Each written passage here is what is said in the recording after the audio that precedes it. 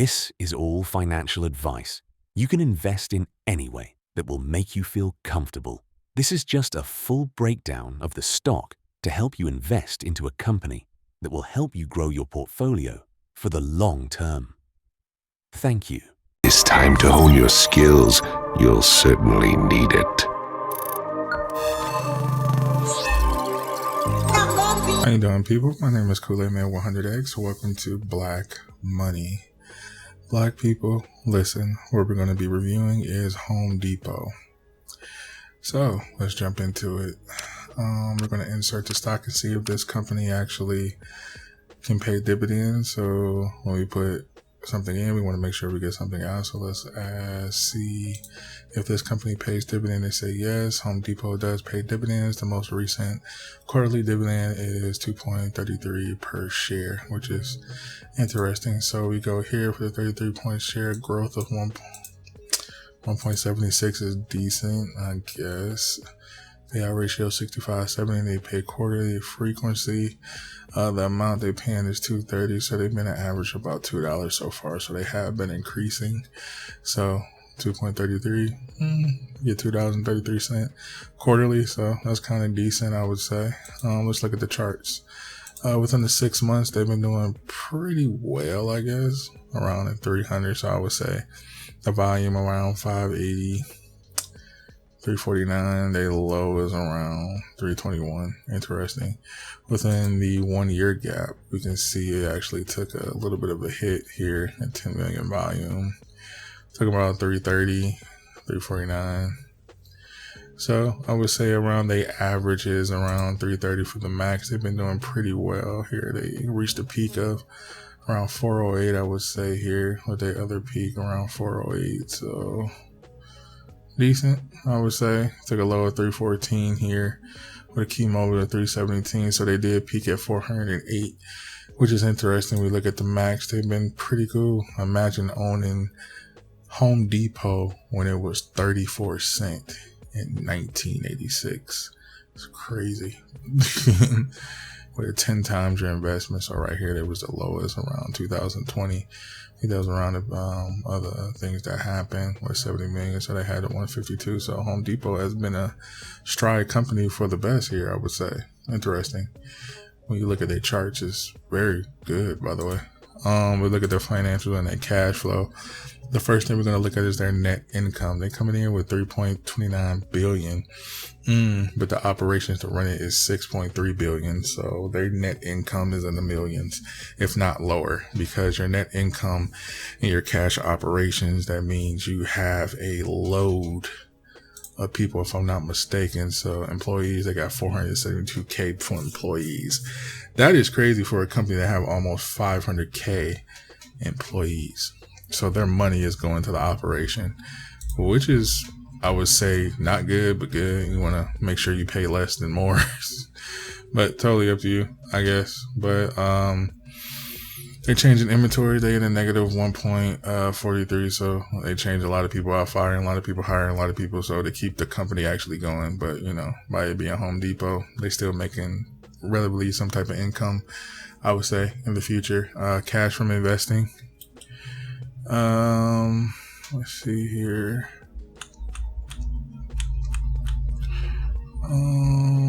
Cash from investing, negative 60, negative 1.11 billion this year. So they have nothing from investments. So they actually in the negative from investments. So they've been borrowing heavy, if not trading, if not against their investments. So and the whole, basically, when it comes to their investments, which is very interesting with Home Depot. That's crazy, actually. Cash from financing. When we look at the cash from financing, you can see a negative. Actually got out of the negative, but they went back into the negative, which is negative 4.71 billion. So y'all are financing these warehouses. So I can actually see in that being a bulk of your net income too, to actually store all these house projects, roofs, wood, windows, stuff like that. So you have to take that into account too as well. So that's pretty not good. Free cash, they got 4.2 billion, but they unleveraged cash is 4.80 billion. So they're in a negative. They're actually running Home Depot at a negative. So they don't have any unleveraged cash or any good cash flow because their net income here is 3.29. So if they have free cash, this is already being taken by operations and financing. So we already know that Home Depot right now is running at a negative. Ooh. I wasn't expecting Home Depot to be running at this balance in a way, for it to have green within a max within a 5-year span. It's crazy. But we're going to get into the nuts and bolts here, which is going to be the balance sheet. This is where we get our basic information of how everything is actually ran. The inventory here is 24, 24, 26, 27. So inventory is pretty much the same. So they're not selling. So that's why I don't know what's up with that, because the bulk of their net income is in operations and also financing. So we didn't even get into the nuts and bolts of their assets and everything. So the next one's going to be their total assets, which is 3.5 billion, pretty much the same, which is the company. Anything that you see numbers that's pretty much in the same is that their current asset is the company themselves. That's what they evaluated for. So a lot of people don't know that. Yo, what's up, guys? This your boy Kool-Aid Man 100X. I want you to hit the link in the description below for my zero investment books. We have a quick sale going on for $7. Link will be in the description below or in the comments below as well, so you can get a chance to get the $7 deal and other things that you want to learn how to invest and take your investing to the next level. So I hope y'all enjoy. I'm gonna catch you guys there. The next thing too as well, which be their prepaid expenses, which I really don't think they're going to show that. Prepaid expenses, no, they're not. But prepaid expenses is the same thing as accrued expenses. This is what they run incurred. So they run 751 billion. So their expenses for this company is 7.51 billion. So this is what they incur on a daily, basically, to run this company, which they're running at a negative at this company, which is Home Depot. The other long-term assets, which would be, the company, which is in the millions. So this is what they're actually evaluated at for the long-term investment assets, which would be Home Depot itself. Being the partnerships and stuff like that with Home Depot, this is what they're actually running. So if you really take a whole, I would say the 514 would be the net income of what they're coming in with.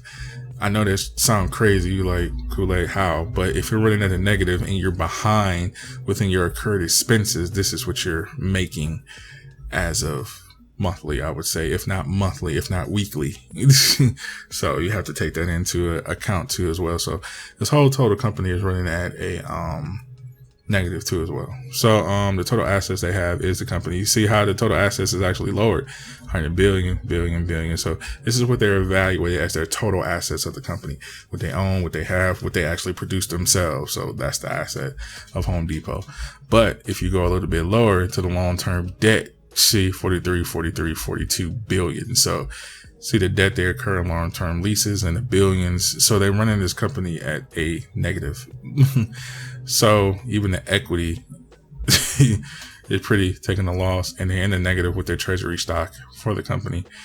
The retained earnings is 94.4. You see what I'm saying? The 94, but they're retaining the earnings, but they're not making nothing but in the millions. So that takes a toll on the company too as well. So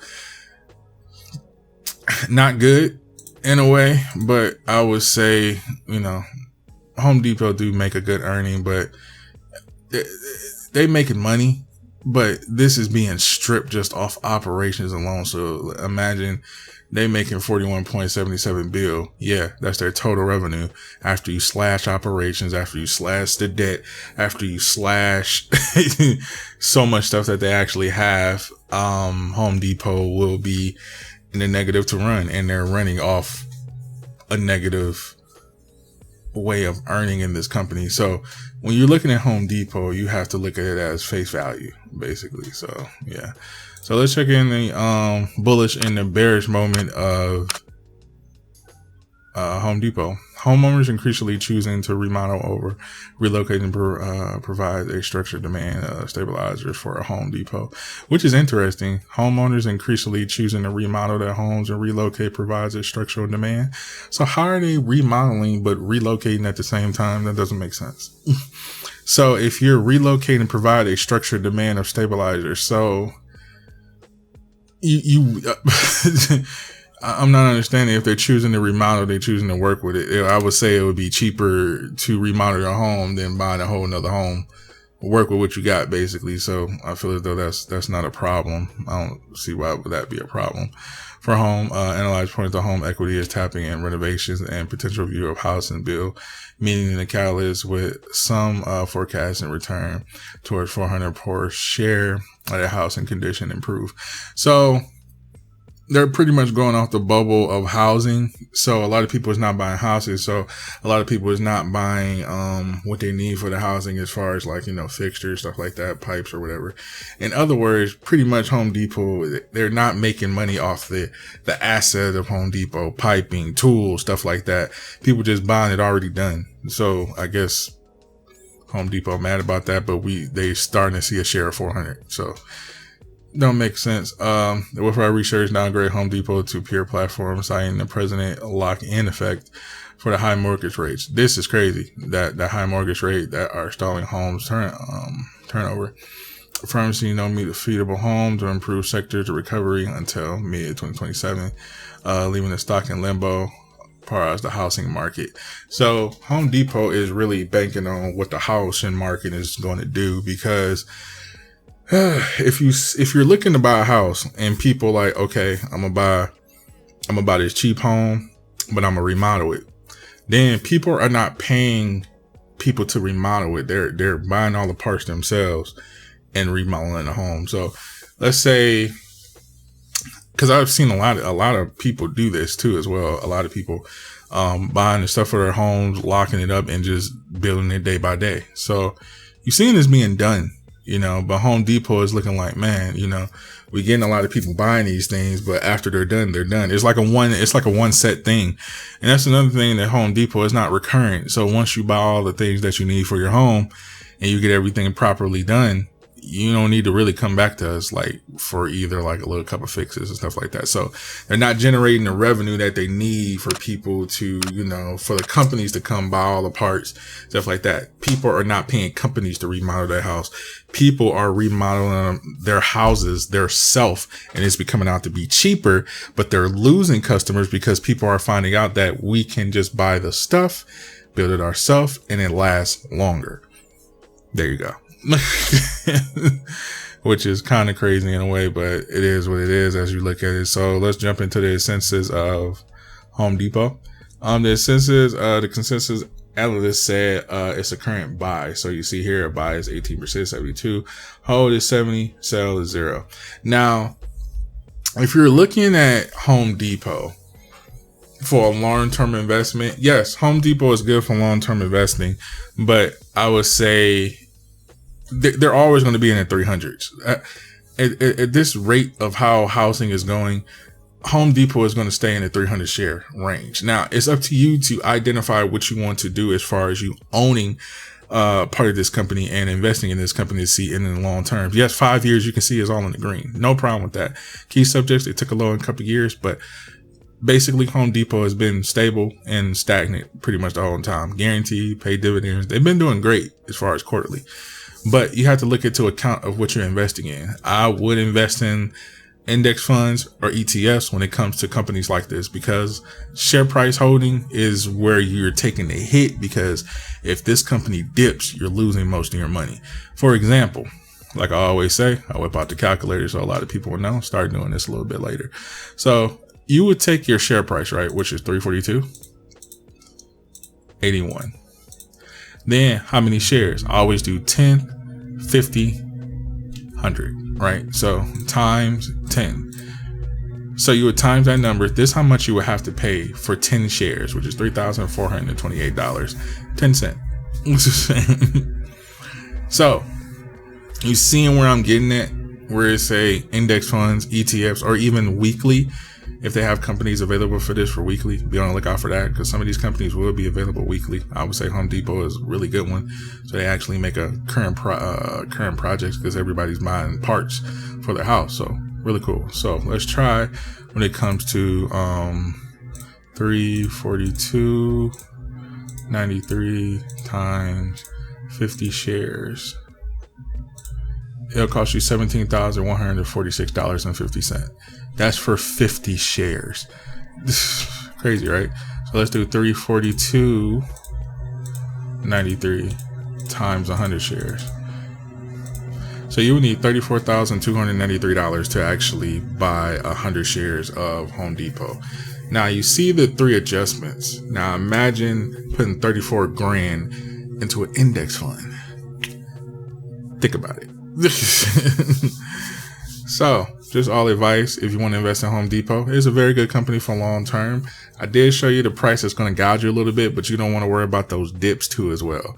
So if you invest in 34 grand for 100 shares, worry about the dip that you might take. You know what I'm saying? In situations like this. So just saying, totally up to you if you want to invest into it. What I recommend is index funds, ETFs, or if not, weekly paying investments. So if you've seen Home Depot and they started a weekly pay, jump into it immediately if it's available. So I hope you enjoyed the video. I'm gonna catch you guys on the next one.